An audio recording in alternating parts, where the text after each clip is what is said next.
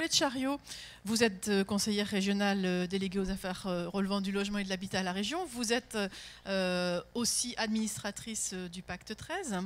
La région soutient le pacte de plusieurs manières et par votre engagement notamment, et pour plusieurs types de missions. Qu'est-ce que vous attendez en retour de votre soutien?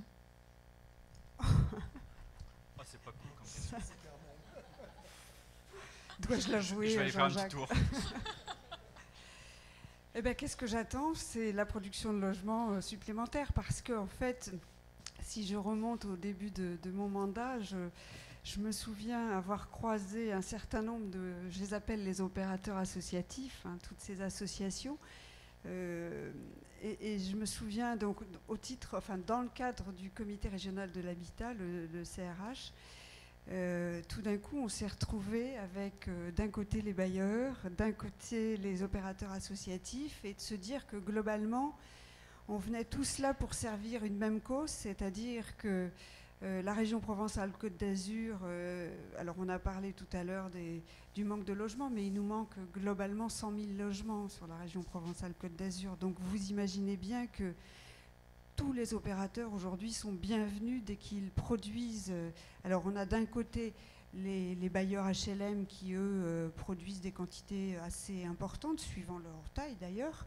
Et puis d'un autre côté, on a les opérateurs associatifs qui, eux, alors je l'ai entendu de la part de Fatih Boirois tout à l'heure, disant ils font de la dentelle, et on sait combien on a besoin de faire de la dentelle, notamment dans les centres, les cœurs de ville de la région Provence-Alpes-Côte d'Azur, parce que là aussi on a pris un petit peu de retard, et on a des cœurs de ville très dégradés, avec des logements qui sont dans des états, alors plutôt majoritairement d'insalubrité. Donc là, on sait que nous, on s'est dit, eh bien, on va les soutenir. Alors ça a pris un peu de temps, les opérateurs associatifs, comme le Pacte 13, mais aussi les autres.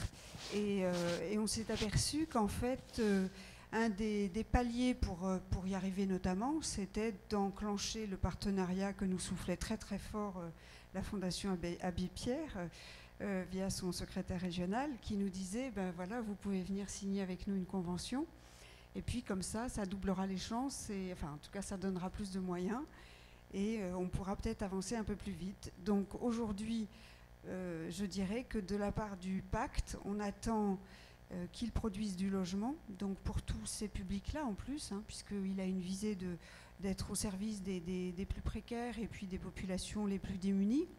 Alors, sur les centres-villes majoritairement. Et puis on s'est aperçu quand même que le pacte avait une capacité assez intéressante à être du côté de l'innovation, me semble-t-il. Voilà.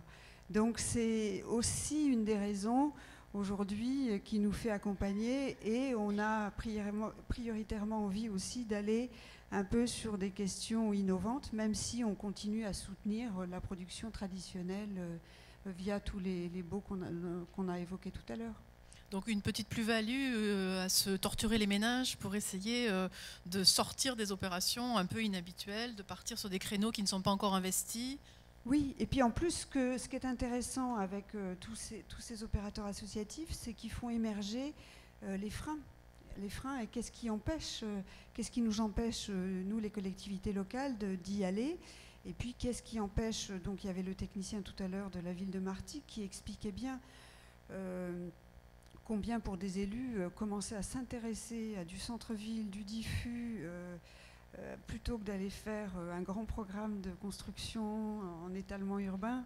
Ben voilà, entre l'un et l'autre, c'est souvent la solution, en tout cas sur cette région, elle a tout de suite été en faveur de allons à l'extérieur des villes et faisons sur l'étalement urbain. Donc aujourd'hui, là aussi, le pacte renvoie, du fait aujourd'hui de sa taille quand même aussi, et de sa capacité d'intervention, renvoie aussi aujourd'hui les freins, et dans quelle mesure on peut peut-être construire des réponses avec les collectivités territoriales, et puis nous, conseil régional, puisque vous savez que ce n'est pas une compétence obligatoire que le logement pour le conseil régional, donc c'est vraiment une politique volontariste que nous menons. Et aujourd'hui, on a l'avantage, c'est que depuis 3 ans, là, avec tout le bruit que font certains acteurs nationaux, et puis aujourd'hui, le ministère qui aussi a une volonté de faire bouger les choses et de dire d'abord un toit d'abord, quoi. Hein. Donc, mais pour avoir un toit d'abord, eh bien, il faut produire. Donc aujourd'hui, c'est avant tout le souci du conseil régional, c'est de dire comment on fait pour produire. Donc venons là où c'est facile avec les bailleurs, encore facile, ils vont nous soulever tous les problèmes qu'il y a, et notamment la question du foncier dont on peut parler. Mais je pensais tout à l'heure, en évoquant le foncier dans le diffus, c'est vrai que c'est une question qu'il va falloir aussi qu'on travaille de très près avec l'établissement public foncier régional.